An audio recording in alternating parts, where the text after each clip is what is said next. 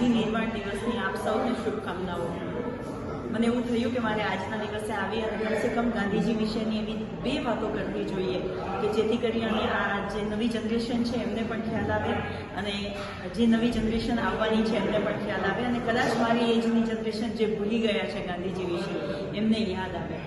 આખા વિશ્વની અંદર કદાચ કોઈએ અહિંસા નામનો શબ્દ આપ્યો હોય અને અહિંસાથી કોઈ દેશને આઝાદી અપાવી હોય ને તો એ માત્ર ને માત્ર એક ગાંધીજી છે।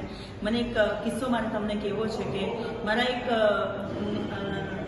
ટીચર છે, એમને હું ઓળખું છું, જે સાઉથ આફ્રિકામાં ગયા હતા।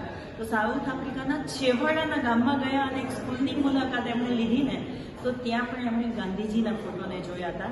તો આપણે ભારત દેશના લોકોએ વિચારવાની જરૂર છે કે ગાંધીજી એ ખાલી એક વ્યક્તિ નહોતા, એક વિચાર હતા જેણે વિશ્વની અંદર પોતાના વિચારોને પ્રસ્થાપિત કરી અને ભારત દેશને મહાન ભારત બનાવવા માટેની આઝાદી અપાવી છે।